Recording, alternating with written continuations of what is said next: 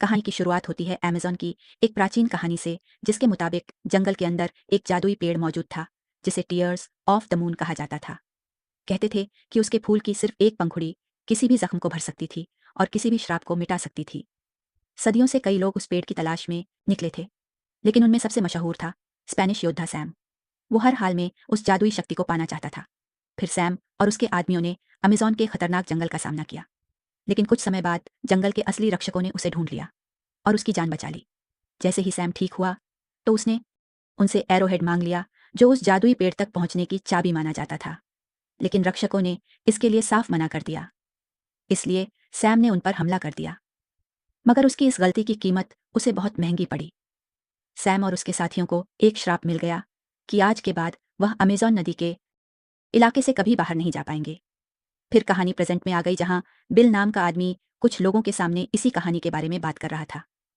उसने नक्शे पर उस पेड़ की पॉसिबल लोकेशन दिखाते हुए समझाया कि अगर उन्हें एरोहेड मिल जाए, तो वह एक खोज अभियान शुरू करके टीयर्स ऑफ द मून को ढूंढ सकते थे। लेकिन असल में यह पूरा भाषण उसकी बहन लिली ने लिखा था, और वह ऊपर छुपकर खड़ी हर लाइन उसके साथ बोल रही थी। कुछ देर बाद लिली को समझ आ गया कि उसका भाई सोसाइटी को एरोहेड देने के लिए राजी नहीं करा पाएगा, इसलिए उसने खुद ही मामला संभालने का फैसला कर लिया। जब बिल सबका ध्यान भटकाने लगा, तब लिली चुपके से सोसाइटी के कॉरिडोर्स में घुस गई। उसके हाथ में एक नक्शा था, जो उसे आर्टिफैक्ट्स के कमरे तक ले जाने वाला था। मगर रास्ते में उसकी टक्कर प्रिंस पार्क से हो गई। पार्क लगा कि वह बस किसी असिस्टेंट का कमरा ढूंढ रही थी, इसलिए उसने बिना शक किए उसे जाने दिया। अब लिली सीधे आर्टिफैक्ट्स कमरे में घुस गई। फिर उसने अपने कपड़े बदलकर लड़कों वाले कपड़े पहन ली, ताकि किसी का ध्यान उस पर ना जाए। कुछ देर बाद उसे वह क्रेट मिल गया, जिसमें एरोहेड रखा हुआ था। जैसे ही उसने क्रेट खोला, तो उसने तुरंत एरोहेड चुरा लिया। लेकिन उसी वक्त अचानक एक सोसाइटी मेंबर प्रिंस पार्क को भी उस कमरे में ले आया। पता चला कि पार्क भी उसी एरोहेड की तलाश में था, और जैसे ही उन्होंने क्रेट खोलकर देखा, तो एरोहेड गायब था। तभी अचानक पार्क नजर लिली पर पड़ी, जो वहां से भागने की कोशिश कर रही थी। प्रिंस पार्क ने तुरंत अपने आदमियों को लिली को पकड़ने का हुक्म दिया, लेकिन लिली इतनी आसानी से हार मानने वाली नहीं थी।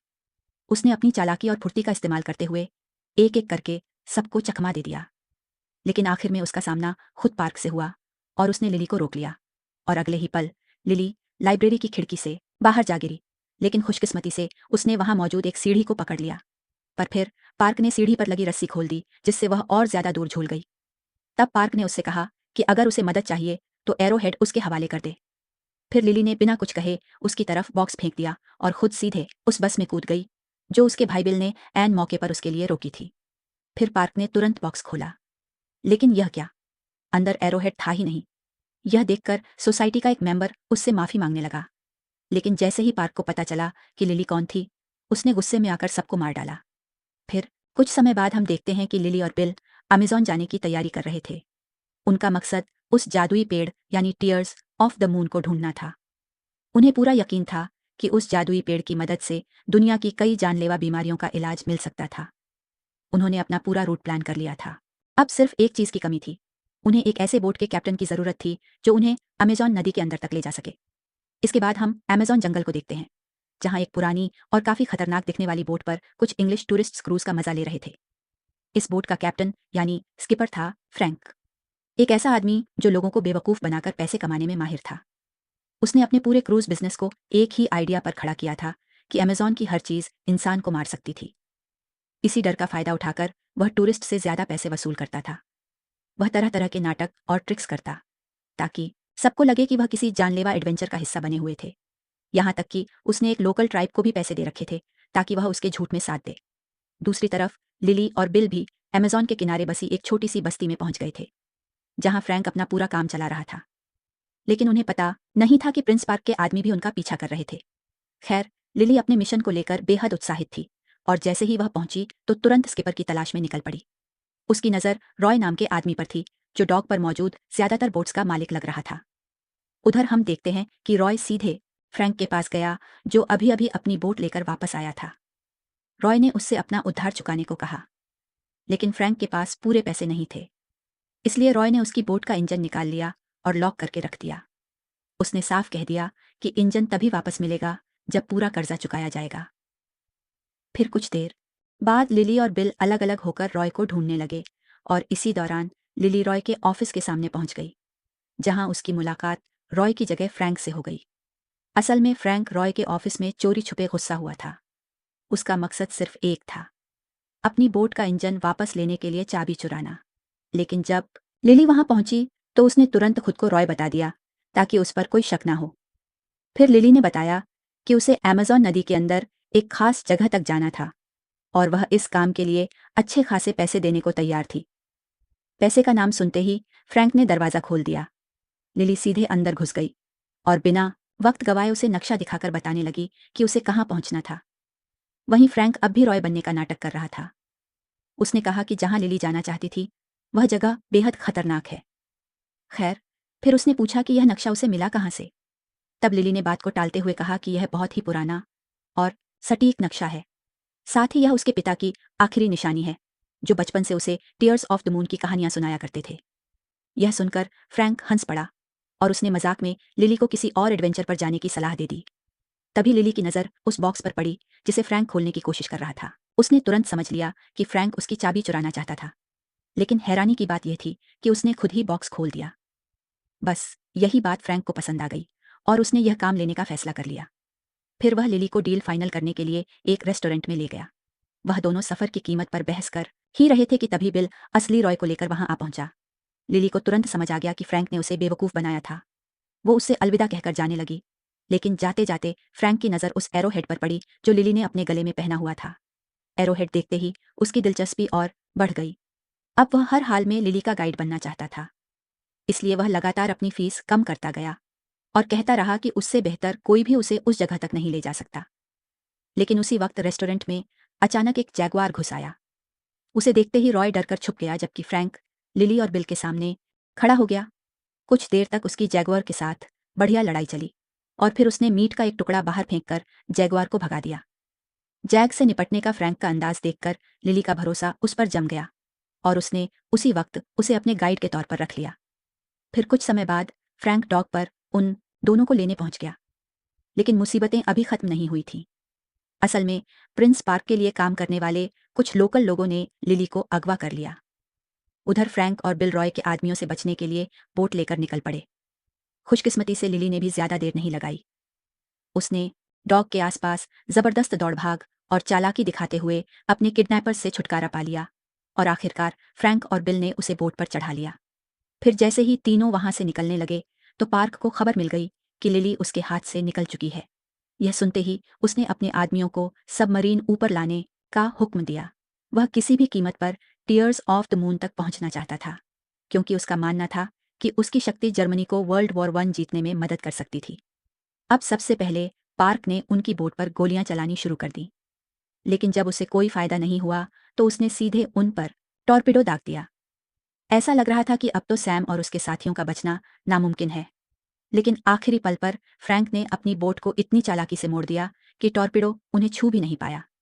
लेकिन इसी दौरान अचानक सबमरीन का प्रोपेलर एक मोटी रस्सी में उलझ गया और अगले ही पल पूरी सबमरीन डॉग की तरफ घिसटती चली गई। इसका टकराव इतना जबरदस्त था कि रॉय की लगभग सारी बोट्स तबाह हो गई। अब फ्रैंक, लिली और बिल आखिरकार टीयर्स ऑफ द मून की तलाश में निकल चुके थे। सफर के दौरान बिल तपती गर्मी से काफी परेशान रहता था, लेकिन लिली अमेज़न के हर पल का मजा ले रही थी। नदी के आसपास नजर आने वाला हर अजीब जानवर उसे उत्साहित कर देता। वो अपने कैमरा से लगातार वीडियोस बनाती रहती थी, यहाँ तक कि फ्रैंक भी उसकी रिकॉर्डिंग का हिस्सा बन गया। फ्रैंक को कैमरा काफी दिलचस्प लगा, इसलिए उसने भी उसे चलार देखना शुरू कर दिया। और इसी बीच दोनों के दरमियान एक हल्की सी केमिस्ट्री भी नजर आने लगी। लेकिन अचानक लिली के दिमाग में एक आइडिया आया। उसने फ्रैंक से कहा कि वह बोट को एक नए रूट पर ले जाए। यह रास्ता ज्यादा खतरनाक था, लेकिन सफर को काफी छोटा कर सकता था। फ्रैंक को यह आइडिया बिल्कुल पसंद नहीं आया। उसने लिली को काफी समझाने की कोशिश की, लेकिन जब वह नहीं मानी तो उसने मजबूरी में उसकी बात मान ली। फिर रात होते ही फ्रैंक ने बोट को किनारे लगा दिया ताकि इंजन कुछ देर आराम कर सके। इधर बिल सोने चला गया, जबकि फ्रैंक और लिली डेक पर बैठकर बातें करने लगे। धीरे धीरे दोनों एक दूसरे को बेहतर समझने लगे। लेकिन तभी बिल के साथ एक अजीब हादसा हो गया। उसका सामना जैगवार सैली से हो गया, जो सीधे डेक तक पहुंच गई। बिल डर के मारे जमसा गया, लेकिन फ्रैंक ने आराम से सैली को आवाज लगाई और अगले ही पल वह बिल का चेहरा चाटने लगी। तब लिली को पता चला कि सैली असल में फ्रैंक की ही पेट जैगवार थी। यह जानकर वह काफी नाराज हो गई। उसे लगा फ्रैंक ने उसे बेवकूफ बनाया था और जो थोड़ा बहुत भरोसा उसने फ्रैंक पर किया था वह भी टूट गया। वहीं दूसरी तरफ पार्क भी अपना रास्ता बदल लिया था। उसका इरादा सैम और उसके श्रापित साथियों को ढूंढने का था, क्योंकि उसे लगता था कि वही लोग उसे जादुई पेड़ तक पहुंचने में मदद कर सकते थे। फिर कुछ समय बाद वह उस जगह पहुंच गया जहां सदियों पहले सैम और उसके आदमियों को कैद किया गया था। वहां पार्क सैम के पत्थर बने शरीर के पास गया और उस पर नदी का थोड़ा सा पानी गिरा दिया। अगले ही पल उसके शरीर से 2 सांप बाहर निकले। पता चला कि वह सांप सैम का ही हिस्सा थे। उनके जरिए सैम ने पार्क से बात की। फिर दोनों ने एक सौदा किया। पार्क एरोहेड ढूंढने में मदद करेगा और बदले में सैम उसे टीयर्स ऑफ द मून तक ले जाएगा। इसके बाद सांप ने इस सौदे की कसम खाई और फिर पार्क ने सैम और उसके साथियों को उनकी कैद से आजाद कर दिया। इधर अगली सुबह फ्रैंक और उसके साथी आखिरकार अमेज़न के खतरनाक बहाव तक पहुंच गए थे। जैसे ही वह खतरनाक पानी के बीच आगे बढ़े, फ्रैंक ने किसी तरह बोट को संभाले रखा। डर के बावजूद लिली जिद करती रही कि वह इसी रास्ते पर आगे बढ़े। बीच सफर में उनकी बोट लगभग एक खतरनाक ढलान से नीचे गिरने वाली थी। यह देखकर सबकी सांसें थम गईं। लेकिन फ्रैंक ने वक्त रहते बोट को संभाल लिया और उसे शांत पानी की तरफ ले आया, जिसके बाद उन सबकी जान में जान आई। खैर, कुछ देर बाद फ्रैंक और बिल इंजन के लिए लकड़ी इकट्ठी करने लगे। तब बिल ने बताया कि वह लिली के साथ इस मिशन पर क्यों आया था, जबकि वह उसकी तरह एडवेंचरस बिल्कुल नहीं था। असल में जब उसे एहसास हुआ कि वो गे था, तब पूरे परिवार में सिर्फ लिली ही उसके साथ खड़ी रही थी और इसी वजह से वो उसके लिए कहीं भी जाने को तैयार था। उधर लिली चुपके से फ्रैंक के कैबिन में घुस गई और वहां उसे एक हैरान कर देने वाली चीज मिली। जब फ्रैंक वापस बोट पर आया, तो लिली ने उससे कैबिन में मिले मैप्स और डॉक्यूमेंट्स के बारे में सवाल किया। उसे लगा कि फ्रैंक भी उसी पेड़ की तलाश में था। फ्रैंक ने कहा कि हाँ, किसी जमाने में ऐसा था, लेकिन बहुत पहले उसने बताया कि अमेज़न आने की उसकी वजह भी वही थी। वह भी उस जादुई ताकत की तलाश में आया था, लेकिन उसे कभी ढूंढ नहीं पाया।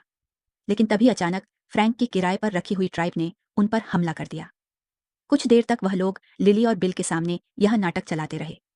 फ्रैंक ट्रांसलेटर बनकर लिली और ट्राइब के चीफ के बीच बात करवाता रहा। लेकिन जब लिली ने बात कुछ ज्यादा ही आगे बढ़ा दी, तो चीफ ने पूरा नाटक खत्म करने का फैसला कर लिया। कुछ समय बाद लिली ने चीफ से एरोहेड पर बने निशानों का मतलब पूछा। चीफ ने बताया कि जो भी टीयर्स ऑफ द मून की तलाश में निकलेगा, उसे पानी को पत्थर में बदलना होगा और एक टूटे हुए दिल को जोड़ना होगा। उसने यह भी बताया कि उस पेड़ पर खास फूल सिर्फ रेयर क्राइंग मून के दौरान खिलता था और उनके मुताबिक वह पल 2 दिन बाद आने वाला है। चीफ ने कहा कि पेड़ तक पहुंचने के लिए उसे ऐसे सांप का पीछा करना होगा जो अपनी ही पूंछ को काट रहा हो। यह सुनते ही लिली को याद आया कि उसने वही निशान मैप में देखा था। उसने तुरंत मैप देखा और उस सिंबल को वहां ढूंढ निकाला। अब लिली को लगा कि वह फ्रैंक के बिना बस एक नाव में बैठकर वहां तक पहुंच सकती है। इसलिए उसने फ्रैंक को उसका बाकी बचा हुआ पैसा दे दिया। मगर उस रात गांव पर अचानक श्रापित लोगों यानी कॉन्क्वेस्टाडर्स ने हमला कर दिया। उनका सिर्फ एक मकसद था, एरोहेड हासिल करना। फ्रैंक, बिल और लिली 3 अलग अलग कॉन्क्वेस्टाडर्स का सामना करने लगे। मगर लड़ाई के दौरान उनमें से एक ने लिली के गले से एरोहेड छीन लिया और उसे सैम तक पहुंचा दिया। एरोहेड मिलते ही सैम वहां से भागने लगा, लेकिन फ्रैंक ने उसका रास्ता रोक लिया और दोनों के बीच उस आर्टिफैक्ट को लेकर जबरदस्त लड़ाई शुरू हो गई। मगर इसी बीच सैम ने फ्रैंक को चाकू मार दिया, लेकिन पेड़ों के बीच से नीचे गिरने से पहले फ्रैंक ने एरोहेड वापस छीन लिया और उसे लिली की तरफ उछाल दिया। उधर चीफ ने लिली और बिल की जान बचा ली और दोनों को सुरक्षित नीचे ले आई। फिर उसने लिली से कहा कि वह नदी की नज़र से दूर भाग जाए, क्योंकि कॉन्क्वेस्टोर्स नदी के पार नहीं जा सकते थे। लिली भागने लगी, लेकिन सैम के सांप उस तक पहुंच गए और उसे जकड़ लिया। सैम कुछ कर पाता, उससे पहले ही जंगल ने उसे और उसके साथियों को घसीटकर वापस नदी की तरफ खींच लिया। जब कॉन्क्वेस्टोर्स ने खुद को संभाला, तब उन्हें समझ आ गया कि लिली तक पहुंचने के लिए अब उन्हें पार्क की मदद चाहिए थी। तब सैम के एक साथी ने अपनी मधुमक्खियां पार्क के पास भेज दी, ताकि उसे उनकी हालत की खबर मिल सके। फिर अगली सुबह लिली ने फ्रैंक को देखा और उसे लगा कि वह बिल्कुल ठीक ठाक था। लेकिन जब चीफ और बिल वहां पहुंचे, तब उनकी नज़र फ्रैंक की पीठ में घुसे हुए चाकू पर पड़ी। अब फ्रैंक के पास सच बताने के अलावा कोई रास्ता नहीं बचा था। उसने कबूल किया कि वह भी कभी सैम के कॉन्क्विस्टर्स में से एक था, लेकिन वह और कुछ समझा पाता। उससे पहले लिली को उसके शरीर से चाकू निकालना पड़ा। मगर हैरानी की बात यह थी कि चाकू निकालने के बाद भी फ्रैंक को जरा सा नुकसान नहीं हुआ। यह देखकर बिल वहीं बेहोश हो गया। खैर, कुछ देर बाद लिली ने उसे होश में लाकर अलविदा कहा। उसने बताया कि सफर का बाकी हिस्सा वह सिर्फ फ्रैंक के साथ तय करेगी। उधर श्रापित कॉन्क्विस्टाडर्स की मधुमक्खियां पार्क की सबमरीन तक पहुंच गई थीं। पार्क ने उन्हें अंदर बुलाया। उनमें से एक मधुमक्खी ने मैप पर एरोहेड की लोकेशन दिखाई। फिर दोनों के बीच पूरी बातचीत हुई, जिसे देखकर पार्क के साथी भी हैरान रह गए। इधर सफर के दौरान फ्रैंक और लिली उसकी पिछली 400 सालों की जिंदगी के बारे में बात करने लगे। फ्रैंक ने बताया कि वह सैम का सबसे करीबी दोस्त था। इसी वजह से वह उसके साथ टीयर्स ऑफ द मून की तलाश में अमेज़न आया था, क्योंकि सैम अपनी बेटी को मौत के मुंह से बचाना चाहता था। फ्रैंक सैम के लिए नक्शे बनाता था, और नदी का वह मैप जो लिली इस्तेमाल कर रही थी, वह भी फ्रैंक ने ही बनाया था। फ्रैंक ने सैम के साथ जंगल की गहराइयों तक सफर किया था, ताकि टीयर्स ऑफ द मून का जादुई फूल ढूंढ सके। लेकिन जब उसने देखा कि जिस ट्राई ने उनकी जान बचाई थी, सैम उनके साथ क्या करने को तैयार था, तब उसे समझ आ गया कि वह इसका हिस्सा नहीं बन सकता। फ्रैंक ने सैम को चीफ की बेटी की जान लेने से रोक दिया। इसी दौरान वह लड़की एरोहेड लेकर भाग निकली, और अपनी आखिरी सांस लेते हुए चीफ ने सैम और उसके साथियों को श्राप दे दिया। इस तरह साल बीतने लगे, और फ्रैंक और सैम बार बार एक दूसरे से टकराते रहे। आखिरकार फ्रैंक ने सैम और उसके आदमियों को एक गुफा में कैद कर दिया, जहां से जंगल उन्हें वापस नदी तक नहीं ले जा सकता था। अगले 300 सालों तक जंगल ने उनके शरीरों को तोड़ मरोड़ दिया, और धीरे धीरे उन्हें डरावने राक्षसों में बदल दिया। लिली यह सब ध्यान से सुनती रही। फिर उसने फ्रैंक से पूछा कि उसने पिछले 300 साल कैसे गुजारे। फ्रैंक ने बताया कि उसने वही शहर बसाया था जहां लिली उसे मिली थी। इन सालों में उसने कई दोस्त बनाए और उन्हें खोया भी। बाद में उसने टीयर्स ऑफ द मून की तलाश शुरू की। उसने अपनी बोट बनाई और पूरी नदी छान मारी, लेकिन उसे कुछ नहीं मिला। आखिर में थक हार कर उसने तलाश छोड़ दी, और वह टूरिस्ट गाइड बन गया। अपनी इस बेहद लंबी जिंदगी में उसने काफी सारी बड़ी बिल्लियों को भी पाला। उधर प्रिंस पार्क अपनी सबमरीन में बिल तक पहुंच गया। उसने बिल को पकड़ लिया और उसे मजबूर किया कि वह टीयर्स ऑफ द मून की लोकेशन बता दे। मजबूरी में बिल ने मैप पर जगह दिखा दी। इसके तुरंत बाद पार्क ने कॉन्क्विस्टाडोरस की मधुमक्खियों को मार डाला, ताकि वह यह जानकारी सैम तक ना पहुंचा सके। इधर फ्रैंक और लिली भी उसी जगह की तरफ बढ़ रहे थे। सफर के दौरान फ्रैंक ने लिली को बताया कि जब उसे टीयर्स ऑफ द मून का फूल मिल जाएगा, तब वह क्या करेगा। उसने कहा कि उसके पास 2 रास्ते होंगे, और वह वही रास्ता चुनेगा जो आखिरकार उसे सुकून दे सके। अगले दिन वह नदी के एक ऐसे हिस्से तक पहुंच गए जहां आगे बढ़ने का कोई रास्ता नजर नहीं आ रहा था। लिली को लगा कि शायद वही वह जगह थी जिसका जिक्र एरोहेड में था, जहां पानी पत्थर में बदल जाता था। तब फ्रैंक नदी में छलांग लगाकर नीचे गया। वहां उसे एक प्राचीन चेंबर मिला जहां एक लीवर लगा हुआ था। लेकिन वापस आकर उसने लिली को बताया कि उसे ही अंदर जाकर लीवर खोलना पड़ेगा, क्योंकि वह खुद उस जगह में फिट नहीं हो सकता था। यह सुनते ही लिली घबरा गई, क्योंकि उसे तैरना नहीं आता था। लेकिन आखिरकार फ्रैंक ने उसे मना लिया कि उनके पास और कोई रास्ता नहीं था, और फिर दोनों साथ में पानी के अंदर उतर गए। अब जैसे ही लिली चैम्बर के अंदर पहुंची, उसने लीवर दबा दिया। लेकिन लीवर दबाते ही दरवाजा बंद हो गया। यह देखकर लिली बुरी तरह घबरा गई। तब फ्रैंक ने उसे किस करके थोड़ी सी हवा दी, ताकि वह सांस ले सके। फिर लिली ने किसी तरह उस प्राचीन लीवर को पूरी तरह नीचे कर दिया। उधर फ्रैंक पर पैरानस का झुंड टूट पड़ा। धीरे धीरे वहां का सारा पानी निकलने लगा। लेकिन जब तक पानी पूरी तरह नहीं निकलता, लिली के पास बाहर निकलने का कोई रास्ता नहीं। फिर जब फ्रैंक आखिरकार उस तक पहुंचा, तो उसे लगा कि लिली डूब चुकी थी। लेकिन अगले ही पल लिली की आंखें खुल गईं, और उसने फ्रैंक को थप्पड़ मार दिया, क्योंकि उसने उसे वहां अकेला छोड़ दिया था। खैर, कपड़े बदलते वक्त दोनों को एहसास हुआ कि उन्होंने आखिरकार पेड़ की असली लोकेशन ढूंढ निकाली थी। लेकिन तभी एक और बड़ी मुश्किल सामने आ गई। जैसे ही वहां का बाकी पानी भी निकल गया, उन्होंने देखा कि पार्क भी वहां मौजूद था, और उसने बिल को अपना कैदी बना रखा था। मामला और भी खराब तब हुआ जब कॉन्क्वेस्टाडोर्स की एक मधुमक्खी, जो चुपके से उनका पीछा कर रही थी, वापस जाकर श्रापित कॉन्क्वेस्टाडोरस को भी लोकेशन बताई। तभी पार्क ने लिली से एरो हेड छीन लिया। फिर उसने फ्रैंक को मजबूर किया कि वह अपनी स्टीम बोट से सबको उस गुफा के अंदर ले चले जहां वह जादुई पेड़ मौजूद था। मगर जब वह पेड़ तक पहुंचे, तो वह सदियों से मरा हुआ लग रहा था। तब पार्क ने लिली से कहा कि वह पेड़ पर फूल खिलाए, क्योंकि यह करना कैसे है ये बहुत कम लोग जानते थे। लेकिन लिली ने मना कर दिया। फिर फ्रैंक ने कहा कि वह यह काम करेगा, लेकिन बदले में उसे फूल की एक पंखुड़ी चाहिए होगी। अब पार्क इस बात पर मान गया, लेकिन उसने बिल को अपने पास ही बंधक बनाए रखा। फिर फ्रैंक ने पार्क से एरोहेड लिया और आगे बढ़ने का रास्ता ढूंढने लगा। जब वह तुरंत कामयाब नहीं हुआ, तो पार्क ने लिली को भी उसकी मदद करने पर मजबूर कर दिया। फिर दोनों ने मिलकर पहेली सुलझानी शुरू की, और तब उन्हें पता चला कि एरोहेड असल में एरोहेड था ही नहीं। दरअसल वह एक दिल था। निशानों के मुताबिक उन्होंने उसे तोड़ दिया, और उसके अंदर से एक जादुई टुकड़ा निकाला। फिर उस टुकड़े को पत्थर के एक हिस्से पर रखा गया और जुड़े हुए दिल को दूसरी तरफ जैसे ही यह हुआ, पेड़ की जादुई ताकत सामने आने लगी। चांदनी की रोशनी में वह पेड़ धीरे धीरे खिलने लगा और कुछ ही पलों में वह पूरी तरह फूलों से भर गया। लेकिन पेड़ के खिलते ही लिली ने फ्रैंक को गोली मार दी। गोली लगते ही फ्रैंक गुफा की गहराई में जा गिरा। उधर पार्क ने तुरंत अपने आदमियों को हुक्म दिया कि क्राइंग मून के खत्म होने से पहले सारी पंखुड़ियां तोड़ ली जाएं। इसी बीच फ्रैंक ने पार्क के आदमियों से बिल को बचा लिया। फिर सैली की मदद से दोनों ने मिलकर स्टीम बोट पर दोबारा कब्जा कर लिया। फिर लिली पेड़ पर चढ़ गई ताकि एक पंखुड़ी हासिल कर सके, लेकिन क्राइंग मून के खत्म होने से पहले उसे तोड़ने के लिए उसे बहुत तेजी से दौड़ना पड़ा। आखिरकार उसने टीयर ऑफ द मून की एक पंखुड़ी तोड़ ली, लेकिन उस पल वह पेड़ से नीचे गिर गई और वहां प्रिंस पार्क पहले से मौजूद था। उसने एक बार फिर लिली को धमकाया और कहा कि पंखुड़ी मेरे हवाले कर दो, वरना तुम्हें और तुम्हारे भाई को कोई नहीं बचा पाएगा। तभी अचानक पूरा पेड़ टूटने लगा। अपनी जान बचाने के लिए लिली ने पंखुड़ी छोड़ दी और पार्क को पकड़ लिया। वहीं दूसरी तरफ फ्रैंक ने गिरती हुई पंखुड़ी को पकड़ लिया, लेकिन कहानी अभी खत्म नहीं हुई थी। तभी श्रापित कंक्विस्टाडर्स भी पेड़ तक पहुंच गए और उन्होंने पार्क को मार डाला। उसके बाद वह लिली के पीछे पड़ गए, लेकिन फ्रैंक ने पंखुड़ी दिखाकर उनका ध्यान अपनी तरफ खींच लिया और उन्हें अपने पीछे आने पर मजबूर कर दिया। फ्रैंक ने बिल को सुरक्षित जगह पर छोड़ दिया और सैली को उसके साथ रुकने का हुक्म दिया ताकि वह बिल और लिली दोनों की हिफाजत कर सके।